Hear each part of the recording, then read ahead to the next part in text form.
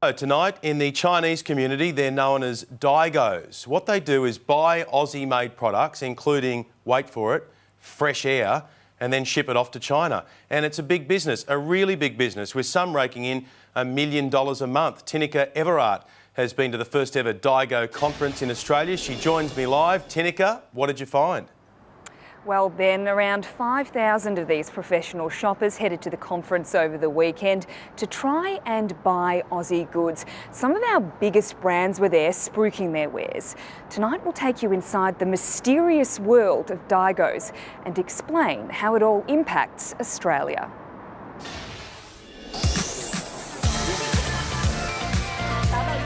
Australia has an incredible reputation for being clean, green and high quality, and the Chinese have an incredible appetite for that. They would like to buy some product from overseas.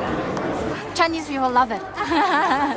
They're the professional shoppers cashing in on the hungry Chinese market. The Chinese people really like Australian products. As a Daigo, I'm very happy. The Daigo market here in Australia is huge.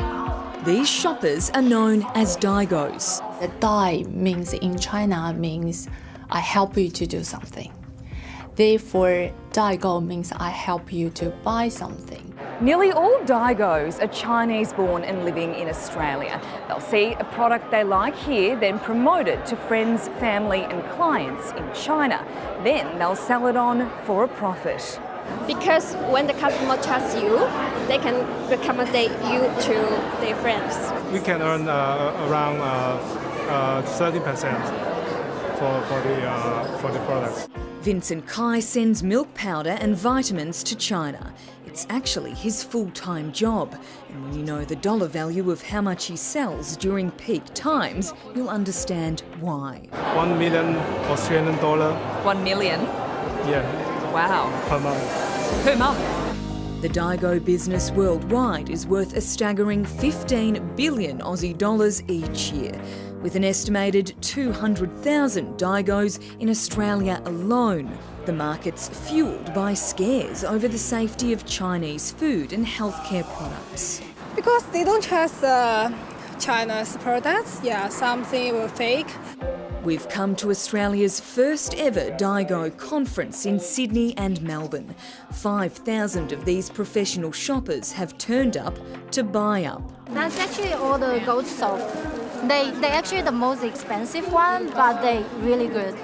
And people don't mind paying more. I want to buy some products and sell to China and give my family and my friends the health. So why are Daigous so popular? Well, in China, traditional advertising doesn't work that well. Word of mouth accounts for 75% of purchases. So if you're an Aussie business, this is the crowd you want to impress. It actually create jobs and create money to the whole Australian market. Director of Access CN, Livia Wang, knows the Chinese market inside out. She's behind this conference, where Aussie businesses have paid between $3,000 and $100,000 to be a sponsor. And a lot of organic cosmetics products, they are very, very have a great potential, and also the healthy food. We've now grown to become the #1 health brand in the online China marketplace. Multivitamin brand Swisse has certainly gained the trust of this community. According to communications manager Sarah Chibnall, 30 to 40% of their sales are now made by the Chinese. The Chinese really love our hair, skin, nails, our grapeseed, our high-strength cranberry and our liver detox. But it's not just food and supplements they're hungry for.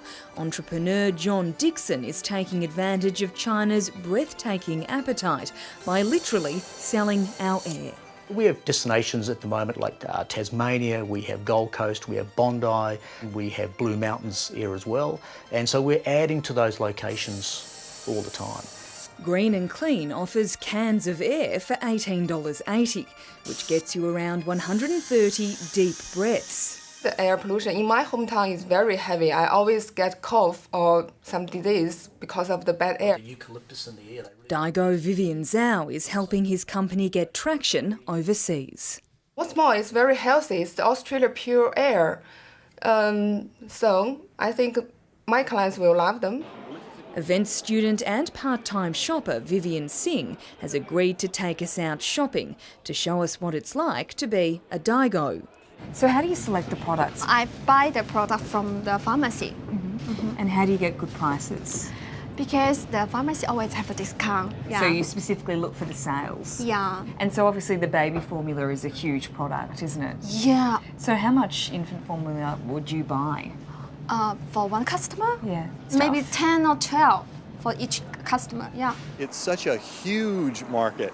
Everything in China comes back to the numbers. So for every Australian customer, there are 70 potential Chinese customers out there.